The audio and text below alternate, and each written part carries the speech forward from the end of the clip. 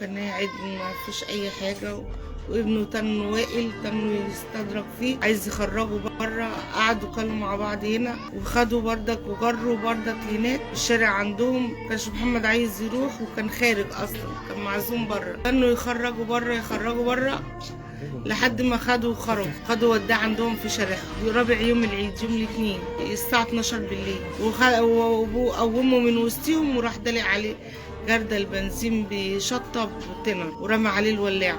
هو من 5 سنين كان في مشكله معاه وكانوا معورين واصطلحوا وما فيش اي حاجه، بس من 5 سنين بيرازوا فيه، كل ما يشوفوه يتخانقوا معاه، كل ما يشوفوه يحصل مشكله. ابوه دلق عليه البنزين ووائل طعنه 5 طعنات. كانوا مصطلحين وما كانش فيه اي اخوانه، وابني مش مدي اي اخوانه. وخدوا وهناك بردك في شارعهم واكلين علب الكشري، كانت مطرح ما قاعدين. محمد يعني ما عملش معاهم مشكله، حتى لو في مشكله يدلوا عليه بنزين، حسب الله ونعم الوكيل فيه. ليه عمل له ايه يعني ده كله؟ بنزين بيشطب تنر. ما عنديش الا هو، معايا 3 بنات ومعايا ولد تعبان من سنن الهمم، ووالده تعبان عنده روماتايم وعنده سكر، هو اللي بيراعينا وهو اللي بيصرف علينا. معايا 3 بنات، بنتين مخطوبين والثالثه في مدرسه ثالثه اعدادي. هي عيله اساسا بنت كلب من طول عمرها. يا رب يدول اللي احنا ضايقينه، يدول اللي انا ضايقاه يا رب. يا رب. وعايز ابنه، مش ليه طلعوا ابنه، انا عايز ابنه. ليه هم برأوا ابنه؟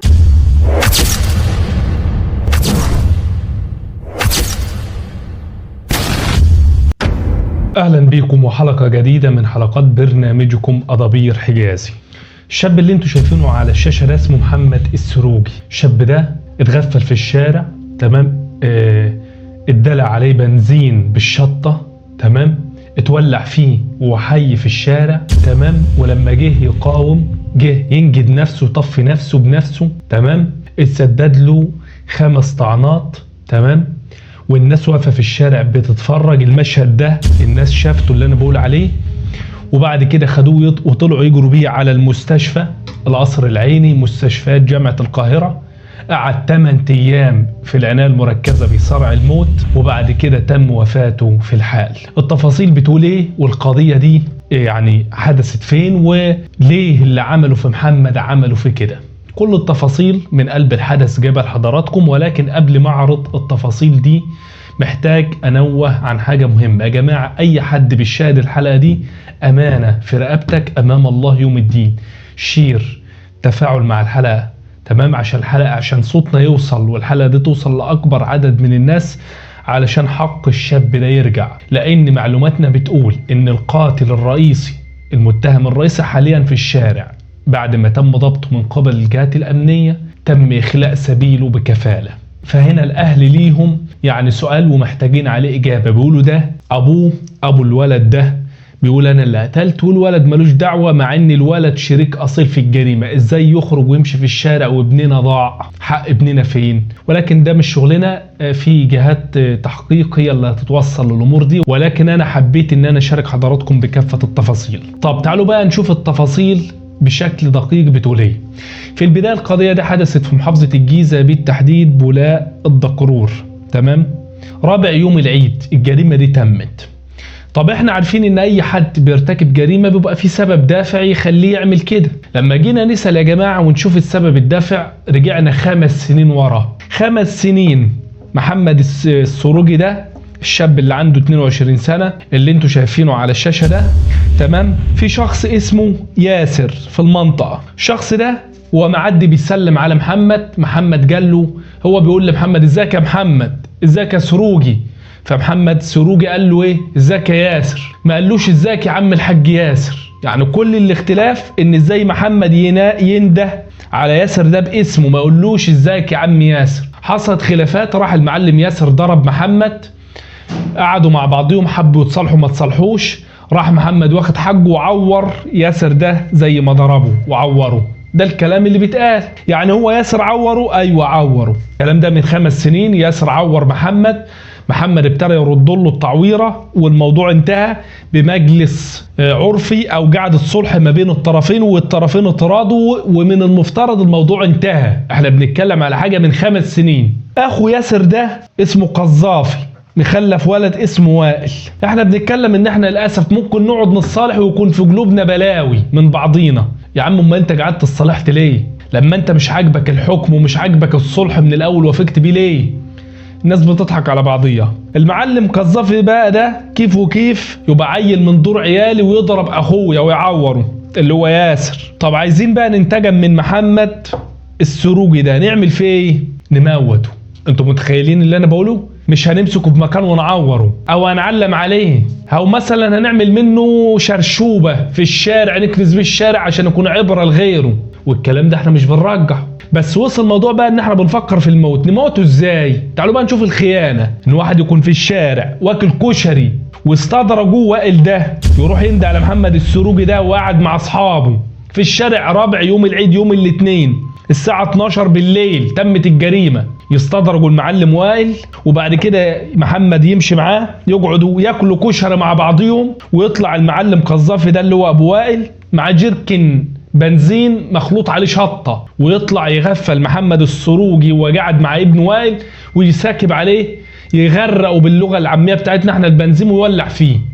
انتوا متخيلين؟ ولع فيه وحي في الشارع على مرأى ومسمع الجميع. لما الولد حب ان هو يطفي نفسه ويدافع عن نفسه والعمر غالي، يغفلوا المعلم وائل هنا اللي كان اصلا سحبه مستدرجه هو اللي واخده عند بيتهم بالسلاح الابيض ويسدد له 5 طعنات. انتوا متخيلين؟ قدام الناس، والناس واقفه برضه بتتفرج شايفه المشهد اللي انا بحكيه لحضراتكم ده. ما سابوش محمد غير لما اتاكدوا ان هو خلاص، يعني احنا بنتكلم على واحد متسبح او متغرق بنزين، تمام، وسددنا له 5 طعنات في الشارع بركه دم. بعد ما ابتدت الناس بقى تتلم بشكل كبير من الاهالي، نجدوا محمد وخدوه وطلعوا يجروا بيه على المستشفى على القصر العيني.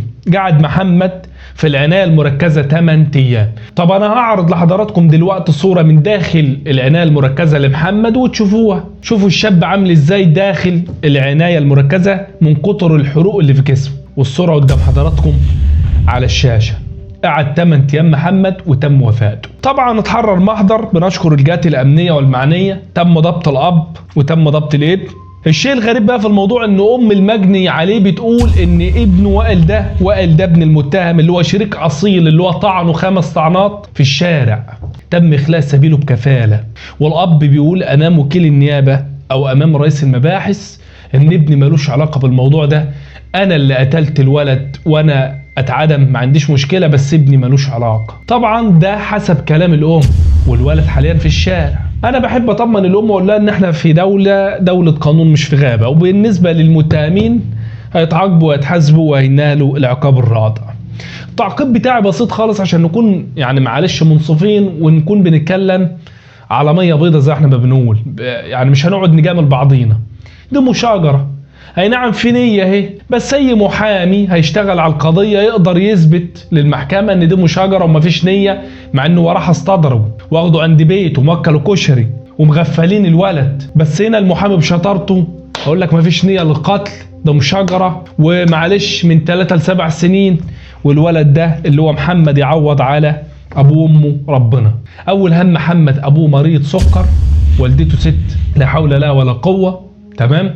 اخوه من ذوي الهمم، يعني لا اخ على الله معاق، واخته كان قاعد على فرحها اسبوع، يعني عمود البيت واتكسر. بسبب ايه؟ بسبب قله الدين وقله الادب، وبسبب الناس اللي احنا عايشين مع ناس يعني من المفترض مكانها السجون. ده ربنا يعني احنا بنقول ربنا يديلنا وندخ انفسنا، يعني يا بخت من قدر وعفي، ومن تواضع لله رفعه. انما انت مين عشان يقول لك ازيك يا عم؟ لازم يقول لك ازيك يا عم ياسر، ولما يقول لك ازيك باسمك يا ياسر ويمحي الالقاب او التكليف تعملوا فيه كده كيف؟ انهي شرع يسمح لكم ان انتوا تعملوا فيه كده؟ حسبي الله ونعم الوكيل. عيل لسه في مقتبل العمر، الناس كلها حزينه عليه، بيقولوا ازاي يحصل فيه كده ويموت بالشكل البشع ده، يموت الموتة البشعة دي. النار الحاجة الوحيدة اللي ربنا اختص نفسه بيها، النهارده احنا بقينا بنحرق بعضينا بيها في الدنيا. دي قضية مهمة حبيت ان انا اشارك حضراتكم بتفاصيلها، ورحمة الله على هذا الشاب، وربنا صبر اهله وناسه ومحبينه،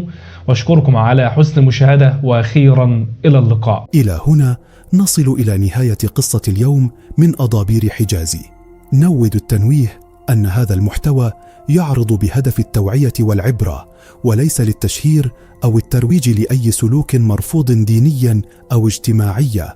نحن نناقش هذه القضايا لنسلط الضوء على خطورتها وندعو إلى التفكر في عواقبها حفاظا على قيمنا ومجتمعاتنا. كان معكم حجازي رجب، نلقاكم في قضية جديدة وأضابير لا تنتهي.